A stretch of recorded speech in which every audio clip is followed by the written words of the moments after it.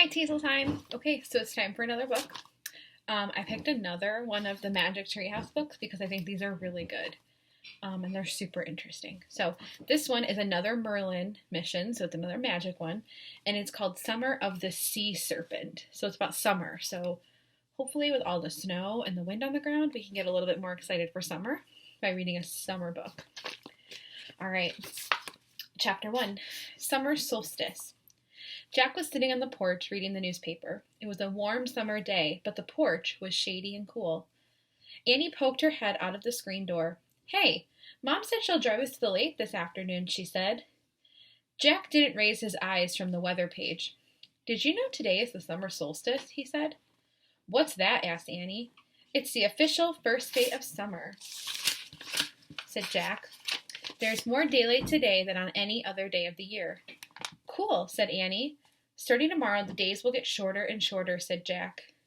A loud screech came from overhead. Look, said Annie, a seagull. Jack looked up. A large white seagull was circling in the bright noon sky. What's he doing here? Said Jack. The ocean is over 2 hours away. The seagull swooped down and screeched again. Maybe he's a messenger from Morgan or Merlin, said Annie. Maybe one of them sent him to tell us that the treehouse is finally back. Jack's heart began to pound in his chest. He put down the newspaper. You think so? He asked. Jack and Annie hadn't seen the magic treehouse since their last Merlin mission to a haunted castle last Halloween. Jack had begun to worry that the treehouse might never come back. Look, he's flying towards the woods, said Annie. Jack jumped up. Okay, he said, let's go. We'll be back soon, Mom, Annie called. Then her and Jack dashed across their yard, and they ran down their street and into the Frog Creek woods. The shady woods were dabbled with sunlight, and the air smelled fresh and clean. Jack and Annie hurried past the leafy green trees until they came to the tallest oak tree. High in the branches, the magic tree house was waiting for them. Wow, Jack and Annie said together. The tree house looked exactly the same as when they had last seen it. Annie grabbed the rope ladder and started up. Jack followed. When they climbed inside the tree house, no one was there. Look, our royal invitation is still here, said Annie. She picked up the card that had taken them to Camelot on Christmas Eve. And our leaf from Merlin is still here, said Jack. He picked up the yellow autumn leaf that had sent them on their last Halloween mission. This is new, said Annie. She picked up a pale blue seashell. The shell was shaped like a small fan. There was writing on it. Hey, this looks like Merlin's handwriting, said Annie. We must be going on another mission for Merlin. She read aloud the message from the magician. To Jack and Annie of Frog Creek, on this summer solstice, journey to a land lost in mist, to a time even before Camelot. Follow my rhyme to complete your mission. M. And that's what it looked like.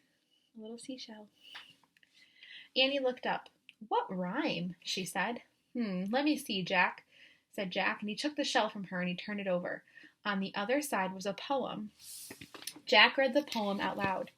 Before night falls on this long summer day, a shining sword must find its way into your hands and out of the gloom, or Camelot's king shall meet his doom. Ooh.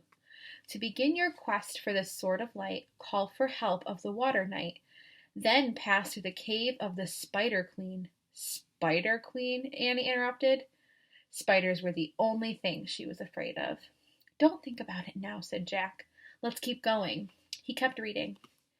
Pass through the cave of the Spider Queen and swim with a Selkie clothed in green. Enter the cove of the stormy coast.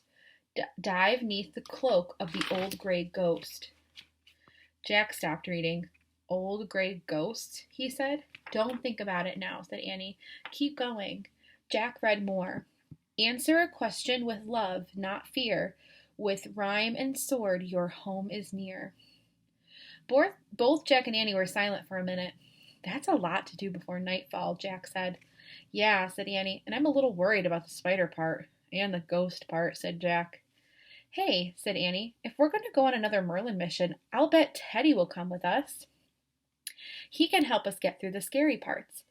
Right, said Jack. Just hearing Teddy's name made him feel braver. So, said Annie. Onward? Onward was Teddy's favorite word. Onward, said Jack. He pointed to the handwriting on the pale blue shell. I wish we could go to the time before Camelot. The wind started to blow. The treehouse started to spin. It spun faster and faster, and then everything was still, absolutely still.